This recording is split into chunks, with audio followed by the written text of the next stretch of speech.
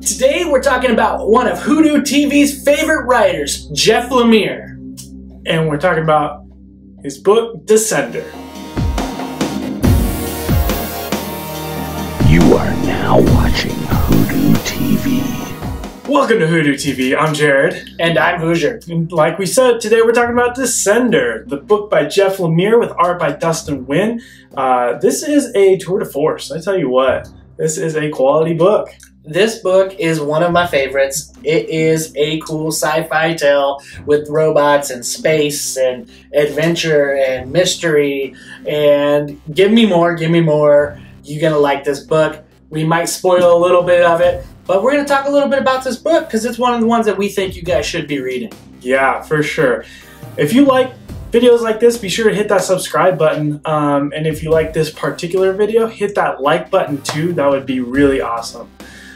Today, we're just going to get into volume 1 a little bit and kind of, break down some of the amazing things that are within this book here. I really like the characters in this book. Tim 21 is a companion robot. So he's a child robot that families would purchase to basically be a companion, just that. Right. And this particular robot was designed by somebody, Dr. Kwan. And he was sent out to a mining asteroid. Yeah. And on this planet, there is a mother and a child, Andy. And Andy needs somebody with him. He needs somebody to help him learn, somebody around there. And they have Tim 21. And Tim 21 adapts perfectly, acts like a child, goes to sleep like the family. And he is a pretty intelligent, but yet a heartfelt kid.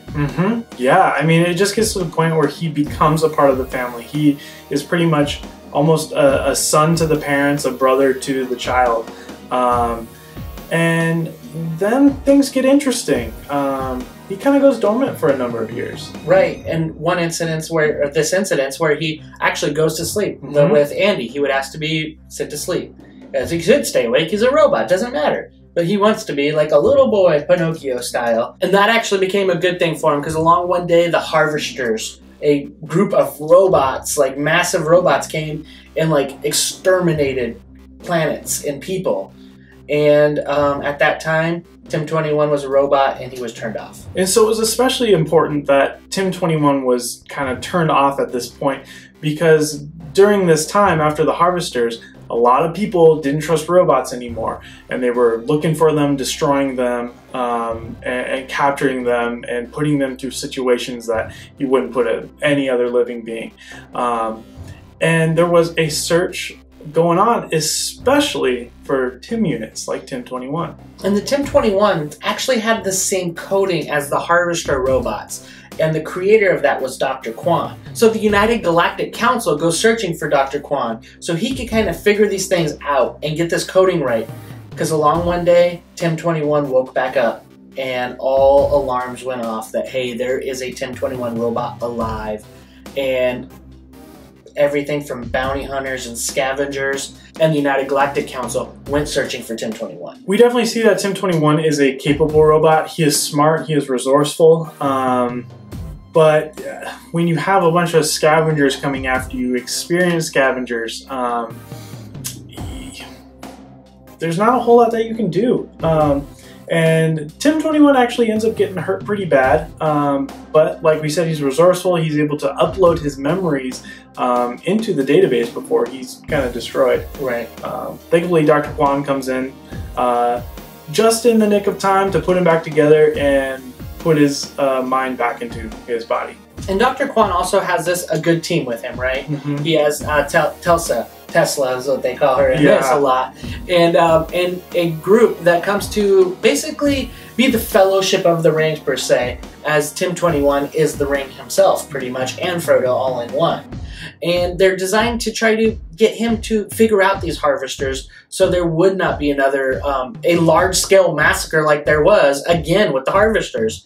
And we get to meet Driller, who was one of the robots that was on the mining asteroid where Tim 21 and his family were at. And Driller and Tim 21 are the only two left on this. So Tim 21's main journey is to find his brother Andy, and that's one of his main goal in this whole book, is that companionship. He wants to be with his brother. Right. And the great thing about this book is it definitely gets into some sort of sci-fi situations, but it also starts to move into some almost spiritual situations too. Tim 21 starts to have these moments of being his mind being transported to almost this robot heaven in a way, right. or this I don't know if we can call it an afterlife. It seems it's still very cryptic, and we don't know exactly what it is going on in here in Volume 1. But it's a very interesting take, you know, that perhaps it begins to beg the question, like, what does life mean? And, you know, especially when regarding robots, like, are robots alive? Is this Tim 21 unit alive in that way? It's an interesting view in this book. Right. We also get some uncovered mysteries of Dr. Kwan, of where he found this robotics mastery coding that he came up with, and how he kind of cheated, and it's more organic than it seemed to be. And he found it basically on another planet that was unheard of, and he took it for himself and then made the Tim 21 robots. And it kind of seemed like it was an accident of the harvesters. It wasn't necessarily something he did, but it was likely something that he found on the planet that was already existing. But it's weird to see his way that he pulled that and how that has reflected in the universe. Mm-hmm. I just think this whole book is a great book. I mean, Jeff Lemire is an excellent author, and he really shines in this book. He can write characters so well, and this is a really character-driven story.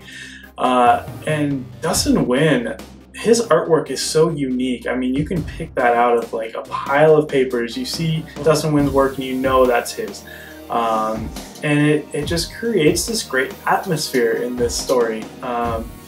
Keeps things very alien and airy and gorgeous. Right. I mean, this is a great product. I absolutely agree with that. Jeff Lemire has been writing a ton of stories, right? He's written some really things like his Essex Counties, which is really grounded.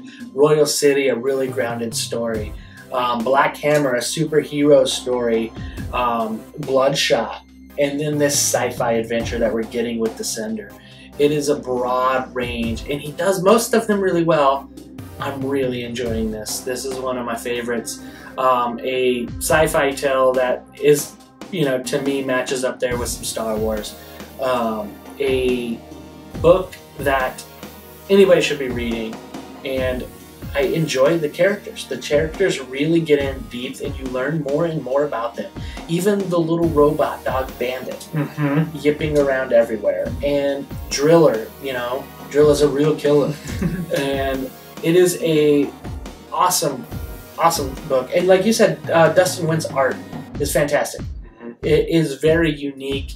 It is very, in some cases, raw, where you can still see some lining and some pencil drawing and the porous of the paper, because he uses this watercolors. And then some of them are so detailed and precise, but yet it's still unique to him. You can still basically spot it out. And the pairing of these two together is great for this book and this story that they're telling.